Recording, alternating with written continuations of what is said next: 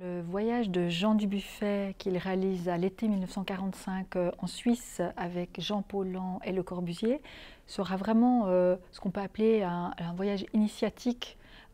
pour Jean Dubuffet au regard de l'art brut, dans la mesure où il va visiter à cette occasion plusieurs hôpitaux psychiatriques et découvrir des auteurs d'art brut majeurs. Je pense notamment à Adolf Wölfli, qu'il découvre à la Waldau à Berne lors de ce voyage, ou encore à l'artiste Heinrich Anton Müller, qu'il va découvrir aussi dans un hôpital psychiatrique à Münzingen, près de Berne. Et donc c'est lors de ce voyage qu'il va faire vraiment des découvertes majeures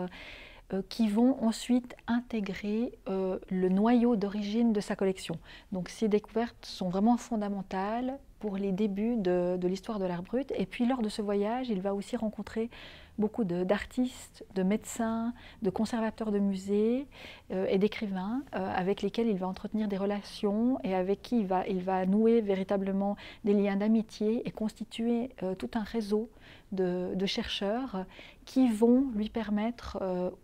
dès 1945 et au fil du temps, d'enrichir ce premier noyau dur qui se constitue, on va dire, à partir de ce voyage à l'été 1945.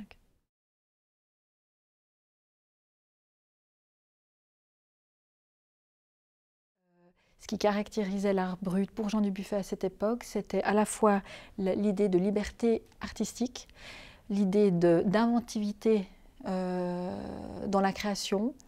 et donc également le fait que ces créations soient produites par des auteurs autodidactes et qui se situent dans la marge par rapport au champ officiel de l'art.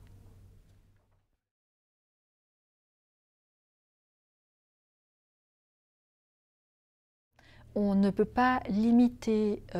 l'art brut à ce qu'on appelait à l'époque l'art des aliénés, ou autrement dit à l'art des fous. Et ce serait faux de le faire pour plusieurs raisons. D'une part, au même moment, donc dès les débuts aussi en 1945, Jean Dubuffet s'intéresse aussi à des productions d'art populaire, à des dessins d'enfants et à des travaux d'art naïf qu'il va aussi au départ intégrer dans la collection d'art brut. Et puis de cette manière-là, pour Jean Dubuffet, il est clair que la folie n'a jamais constitué un critère à part entière pour désigner l'art brut.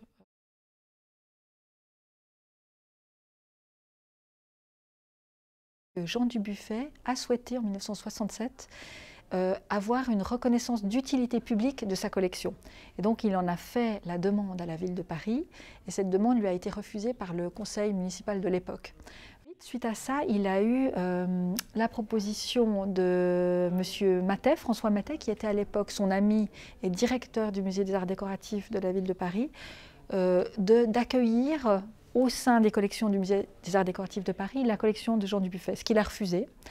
Et peu de temps après, une proposition identique de la part du Centre Pompidou, qu'il a également décliné parce qu'au fait, il ne voulait surtout pas que l'art brut se, en guillemets, fonde soit dans l'art contemporain ou moderne ou dans les arts décoratifs. Au même moment, donc dans ces années-là, 67, il était en étroite relation avec Michel Thévault, qui, à l'époque, était un conservateur ici au Musée des Beaux-Arts de Lausanne, passionné d'art brut, qui s'était lié d'amitié avec Jean Dubuffet, au point que Jean Dubuffet lui avait proposé d'écrire un premier livre sur l'art brut. Et donc, il s'est dit finalement que la Suisse, où il avait fait ses premières grandes découvertes en 1945, pouvait être peut-être un pays prêt à accueillir cette collection, et qu'il a vu tout à coup justement dans la Suisse et dans la ville de Lausanne une ville de beaucoup plus petite taille qui pouvait être plus propice finalement à accueillir ces œuvres qui étaient nées un petit peu dans l'ombre et l'obscurité.